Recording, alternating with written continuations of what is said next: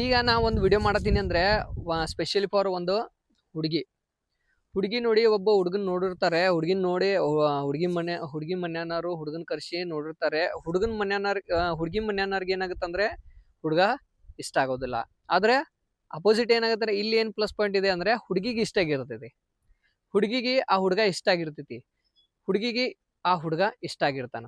ಆಮೇಲೆ ಪ್ರಾಬ್ಲಮ್ ಏನಂದ್ರ ಹುಡುಗಿ ಅವ್ವ ಅಪ್ಪಗ ಇಷ್ಟ ಆಗೋದಿಲ್ಲ, ಹುಡುಗಿ ಅಣ್ಣ ತಮಗೆ ಇಷ್ಟ ಆಗೋದಿಲ್ಲ, ಅಕ್ಕ ತಂಗಿಗೆ ಒಂದ್ ಸ್ವಲ್ಪ ಇದಾಗೋದಿಲ್ಲ, ಒಂದು ಹೊಲ ಇಲ್ಲ, ಒಂದು ಪ್ರಾಪರ್ಟಿ ಇಲ್ಲ, ಏನು ಇಲ್ಲ ಅಂತ ಒಂದ್ ಸ್ವಲ್ಪ ಅಬ್ಜೆಕ್ಷನ್ ಮಾಡ್ತಾರೆ.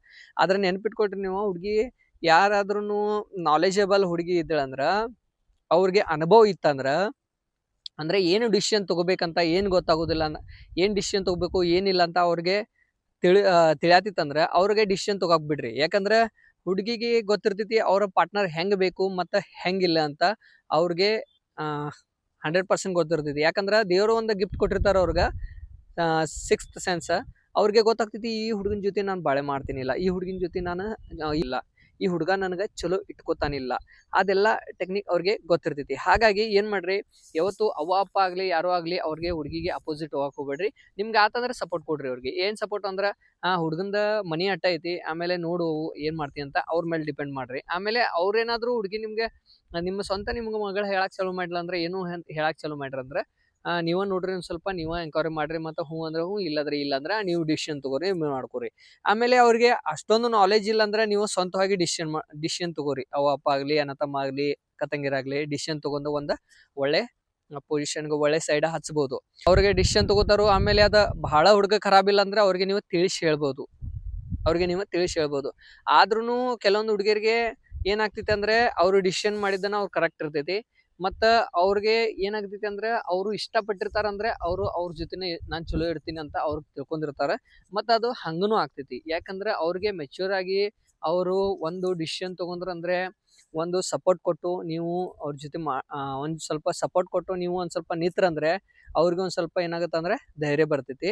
ಆಮೇಲೆ ಏನಾಗುತ್ತೆ ಅಂದ್ರೆ ನೀವು ಅವ್ರು ಕಷ್ಟ ಸುಖ ಒಳಗಾಗ್ಲಿ ಅದು ಒಂದಾಗ್ಲಿ ಇದಾಗುತ್ತೆ. ಮತ್ತೊಂದ್ ಏನಂದ್ರೆ ನೆಕ್ಸ್ಟ್ ಟೈಮ್ ಈಗ ಹುಡುಗನ್ ಕರೆದ್ರ ಅಂದ್ರೆ ವಾಪಾಗ್ಲಿ ಮನೆಯನ್ನಾರಾಗ್ಲಿ ಒಂದ್ ಸ್ವಲ್ಪ ಸೆಟ್ಲಿ ನೋಡುದು, ಆ ಹುಡುಗಗ ಇದ್ ಮಾಡುದು, ಒಂದ್ ಸ್ವಲ್ಪ ನೆಟ್ಕ ಕೇರ್ ಮಾಡ್ಲಿಲ್ಲ ಅಂದ್ರೆ ಅದರದ ಬ್ಯಾಡ್ ಇಂಪ್ರೆಷನ್ ಬೀಳ್ತೈತಿ. ಬ್ಯಾಡ್ ಇಂಪ್ರೆಷನ್ ಅಂದ್ರ ಅಕಸ್ಮಾತ್ ಇದು ಮದುವೆ ಆಗಿ ಅವ್ರ ಮನಿಗ್ ಹೋಗ್ತಾರಲ್ಲ, ಮನಿಗ್ ಹೋದ್ಮೇಲೆ ಅವ್ರ ನೀವು 6 ಮಂತ್ ಆಗ್ಲಿ 1 ವರ್ಷ ಆದ್ಮೇಲೆ ನೀವು ಮನಿಗ್ ಹೋಗ್ತಿರಲ್ಲ, ಅವಾಗ ಆ ಹುಡುಗ ಏನ್ ಮಾಡ್ತಾನಂದ್ರೆ ನಿಮ್ ಜೊತೆನೂ ಕರೆಕ್ಟ್ ಆಗಿ ಮಾತಾಡೋಂಗಿಲ್ಲ.